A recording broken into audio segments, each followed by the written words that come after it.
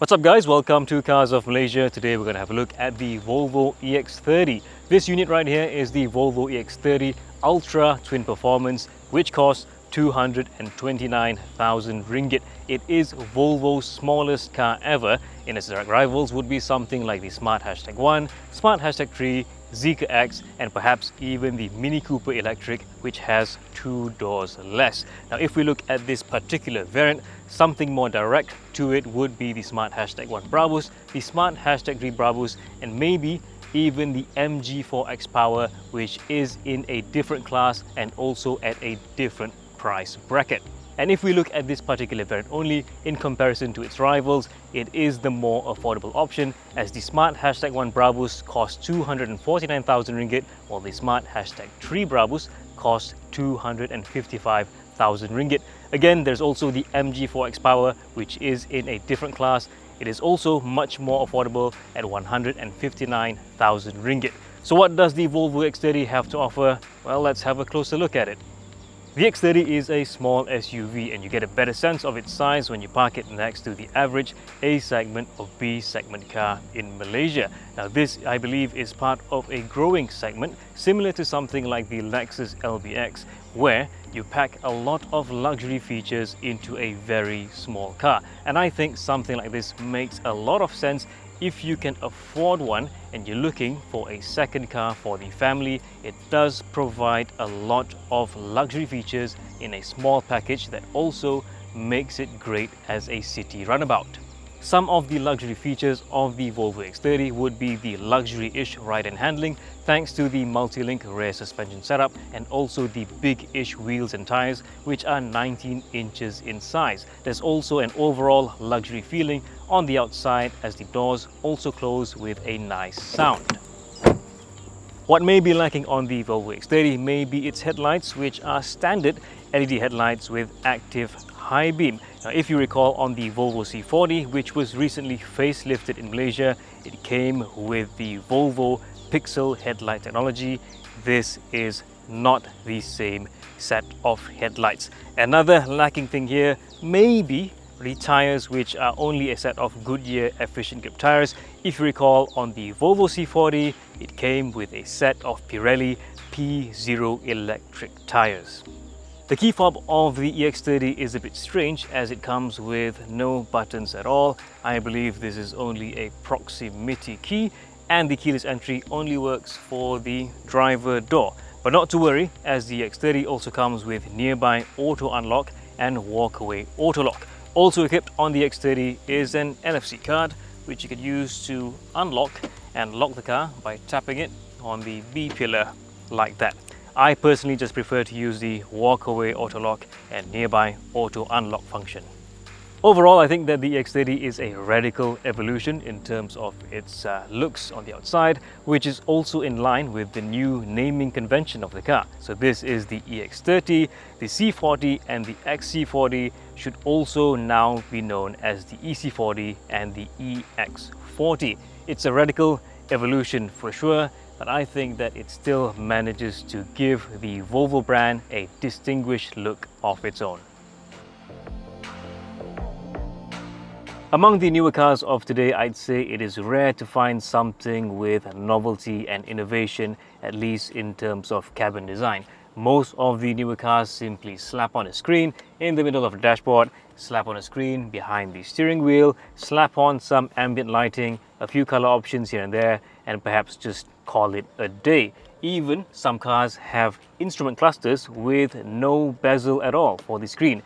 To me, that just screams lazy design. Among the cars of 2024 that I think intrigued me a little bit in terms of cabin design would be the Mini Cooper J01 and this, the Volvo EX30.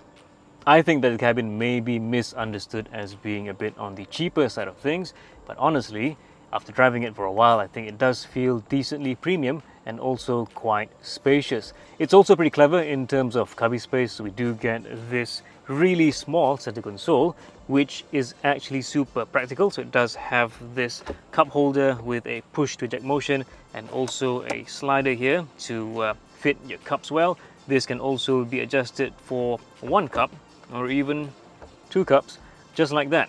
Now with this design, this also means that this armrest doesn't open up for the typical armrest storage box. But my favorite thing about the cubby space would be the lower stage of the center console, which looks like it has nothing at all, but that's the beauty of it. You can actually put big items in here, even a backpack with your laptop inside it. There's also a wireless charger here to charge your phone, and I think the position is clever as it allows for more storage space right here. In terms of the door bin size, I think that the front door bins are pretty good, pretty big, but the rear door bins are actually quite small. The only weird cubby space design choice here would be the glove box, which is not here, but here in the middle. It doesn't come with a push to eject motion. Instead, you have to use the screen to open the glove box. As for the ergonomics, I think that it is pretty decent overall. It's very easy to find the perfect driving position for yourself. The steering does come with tilt and telescopic steering adjustment, and the seat offers a supportive and firm structure. What is a bit weird in terms of ergonomic choice would be the controls for the windows. So they're not on the doors, right? Neither the front or back doors. Instead, the controls for the windows are placed right here. And there's only 2 buttons, which means you have to choose either front or rear before selecting left or right. As a screen on wheels, the EX30 is also pretty decent. Now, one jarring thing that you might notice is the lack of an instrument cluster and even a head-up display. So all the information that we've become used to seeing in this area have been moved to the upper part of the head unit right here. Now, this head unit is super important. Without it, well, you can't control a lot of things in the car. Things like the exterior lighting is controlled from the inside. Things like your driving settings are all controlled from the inside, and even turning off the car is done from inside the screen. If you didn't know it yet, Volvo cars also come with Google built in, and this is something that you can also see in some Honda cars which are in the US market. Now, with Google built in, you do get some advantages. My favorite advantage would be the integration of Google Maps, which, since this is an electric car, the system knows what is your current state of charge, and if you key in a destination inside here, it will be able to estimate your range at the end of the journey. With Google, it also means that your traffic information is much better updated. But if you're not an Android user, well, this car also comes with Apple CarPlay connectivity. Besides the screen, another minimalist thing inside here would be the sound system, and you can see on the dashboard it comes with a soundbar from Harman Kardon. I think it sounds pretty decent. My favorite thing about the Volvo EX30 would be the ambience modes, which can kind of simulate being inside a forest while you're driving your car.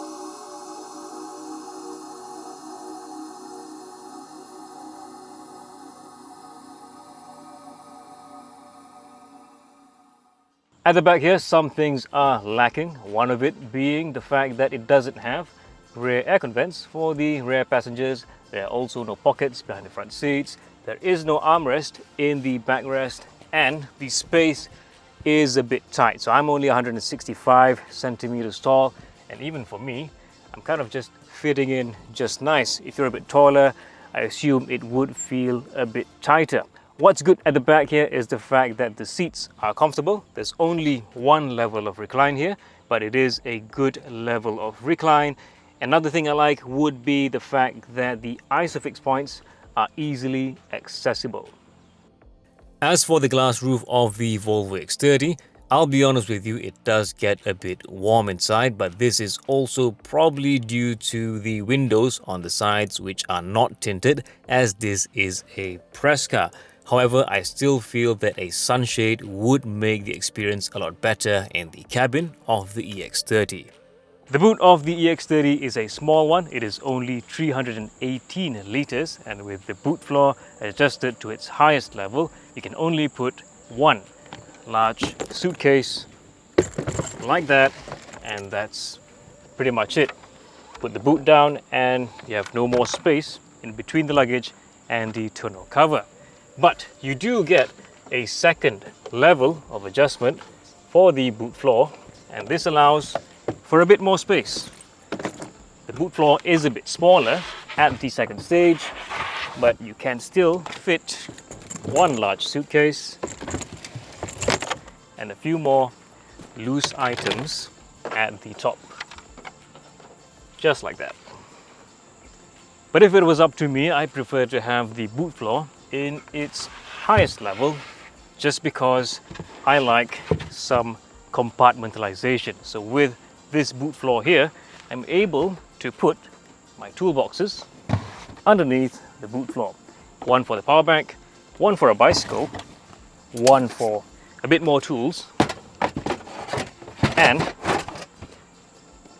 the original tire repair kit with the pump and sealant.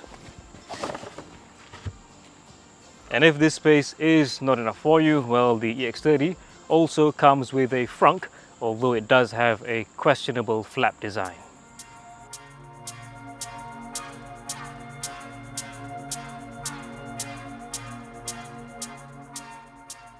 As for AC charging, the Volvo EX30 can handle a maximum charging rate of 11 kilowatts with a 3-phase supply. I've only charged at my house, which has a single-phase supply, and in this case, the EX30 can be charged at 7 kilowatts. This method takes about 10 hours to fully charge the car.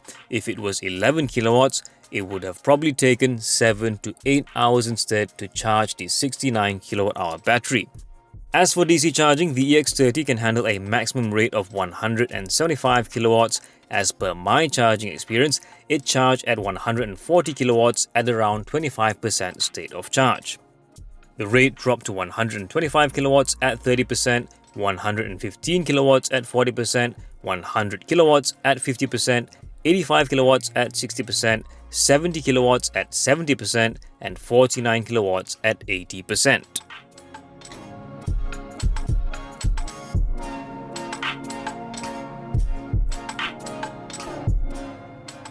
So what's it like to drive the Volvo EX30? Well, to sum it up, I think that it is a small but extremely powerful car, and perhaps it is a bit too powerful for the average person. It makes 428 PS and 543 Newton meters of torque, and it can do 0 to 100 in just 3.6 seconds. Now, if you browse for a petrol car with similar performance figures, you'd have to look at cars like the Mercedes AMG A45S or even the Volkswagen Golf R, and even when you look at those cars, they can't exactly do the same century sprint time as this Volvo EX30 in their bone stock conditions. And to the average person, this is a lot of power, and I'm sure most of you would have already heard of the case of an accident with a high-powered electric car. I hope that serves as a good reminder to all of us that when you transition to an electric car, especially one with a dual motor setup or a tri-motor setup, be mindful that you're driving a high-performance car. Be mindful that you're driving something with a lot of power, and you may not realize it because the car's so quiet. So what I like about the Volvo EX30 in this sense is that it comes with a performance all-wheel drive mode. Now it isn't activated, so if I just floor it right now, the acceleration isn't so intense, right? But when I turn on the performance all-wheel drive mode, right there, I floor it, yep, the acceleration is just a bit more intense. It's not as efficient as the other setting, but you get the idea. There's a lot of power being sent to all four wheels at the same time, but I'm sure most of us, and most of the time, we will be driving quite normally in a relaxed state. It's great that this car has a normal mode that is a bit more tame, a bit easier to control. Now with this power, easily this makes the car a fun car to drive, right?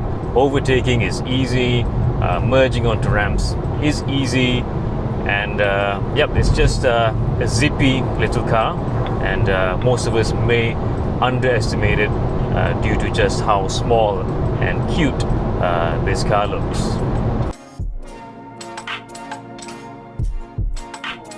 Next, let's talk about the handling of the Volvo EX30, and I think that it is very satisfying, especially for a small SUV like this. And this is of course very crucial given the fact that you're driving a high performance little SUV. So the steering is sharp and responsive, and the high speed stability, I think that it is plausible. So this high-speed stability also comes at a price, which is the fact that the suspension is a bit on the firmer side of things. Some of you may not like it, some of you may like it. So if you're driving over, those small bumps or the small irregularities on the road, you will feel them in the cabin.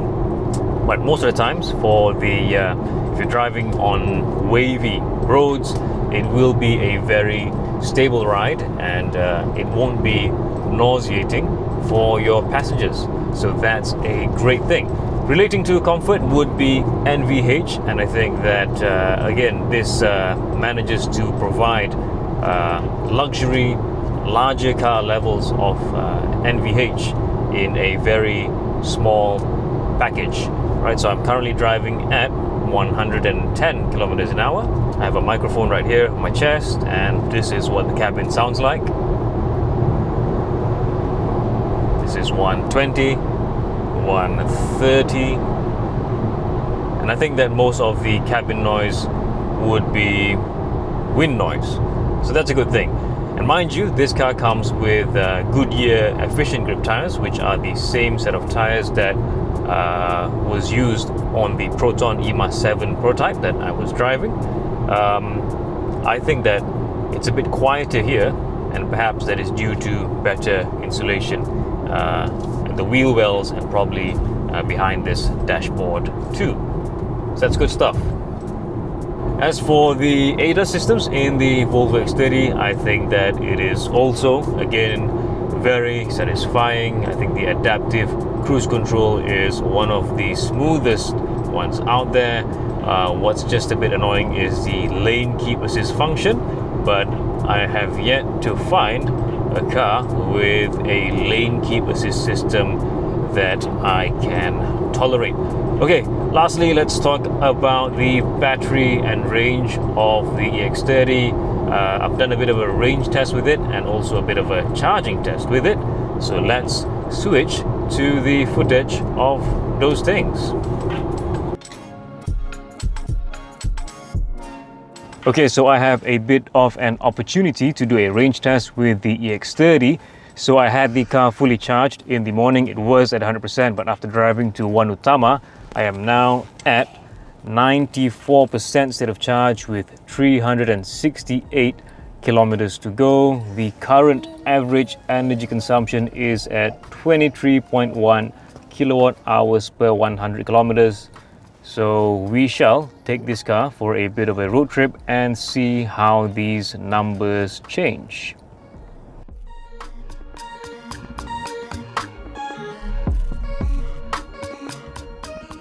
Alright, so we've just reached our first destination and it is in Kuala Kubu Baru. Looks like we've traveled far, but we've not even done 100 kilometers yet. So let's look at the battery status of the car. Remember, we started from Taman Tun with 94% state of charge and with 367 kilometers of range. Now in Kuala Kubu Baru, we are at 76% state of charge with 298 kilometers of range left. From Taman Tun to Kuala Kubu Baru, we've driven for 77.1 kilometers with an average energy consumption of 16.5 kilowatt hours per 100 kilometers. Now from here we are going to go climb up Fraser Hill with the car, so I am expecting the energy consumption to spike up a little bit, so let's carry on with that.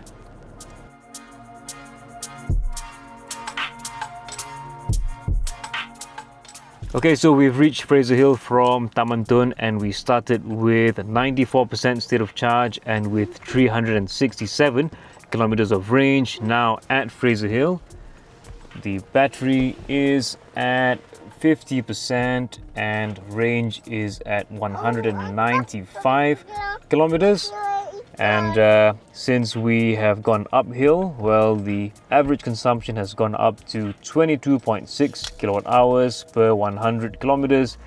And from Taman Tun to Fraser Hill, we've driven for 131.1 kilometers.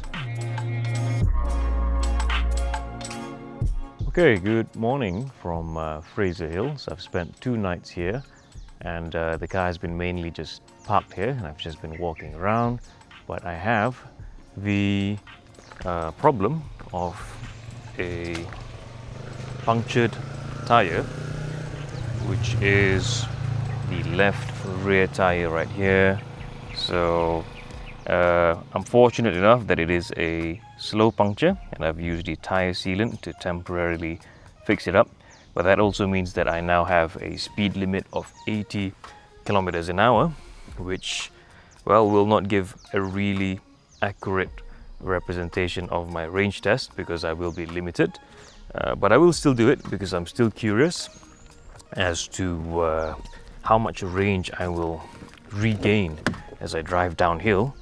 And I'll update you once I reach the bottom of the hill.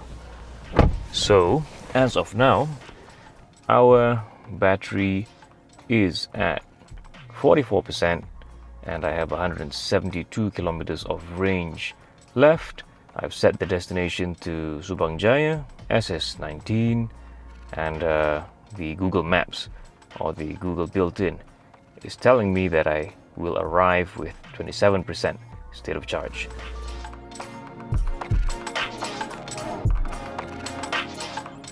Alright, so we have reached the bottom of Fraser's Hill, and remember we started with 44% state of charge.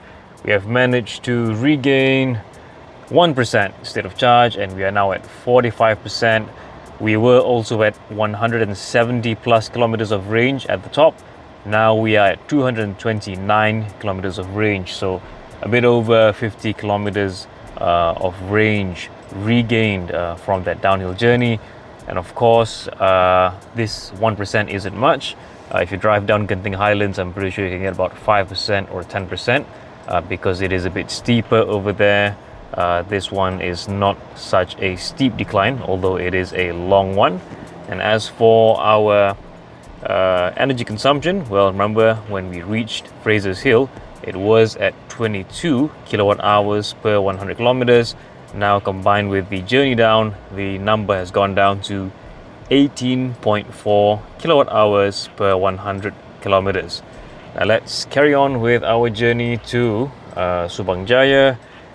Right now we have driven 175.4 kilometers from 94% state of charge. So we have this much left to go.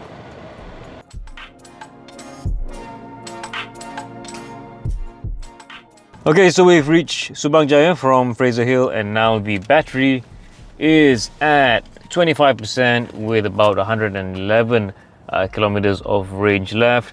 Now, just to remind you again, we did start this whole thing with 94% state of charge, and now we have done 263.4 kilometers with 111 kilometers remaining. Our average energy consumption right now is at 16.7 kilowatt hours per 100 kilometers, and our average speed is at 38.8 kilometers an hour. And mind you, I am still driving below 80 kilometers an hour because I haven't fixed the leaking tire at the rear left yet. It's still running on the tire sealant, and I will try to deplete this battery as much as I can and see how far I can really go on a single charge with the Volvo EX30 Twin Performance. Alright, so I've managed to drive this car until the battery is almost depleted. So the battery is now currently at 6% state of charge with 22 kilometers of range left, and we have driven for 311 kilometers, and this started at a battery state of charge of 94% with an approximate range of 390 plus kilometers or so. We have now managed to achieve 17.6 kilowatt hours per 100 kilometers for energy consumption, and our average speed is 35 kilometers an hour. All right, so if we add these numbers up, 311 with 22, and we started from 94%, I think that if you started from 100%, I could have achieved maybe 340 or 350 kilometers on a single charge. Right, so that's all that I would like to share about the Volvo EX30 Twin Performance with you.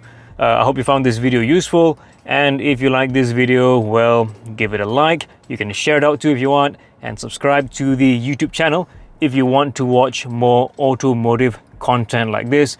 We also have a website at carsofmalaysia.com. Thank you for watching. We'll see you in the next one.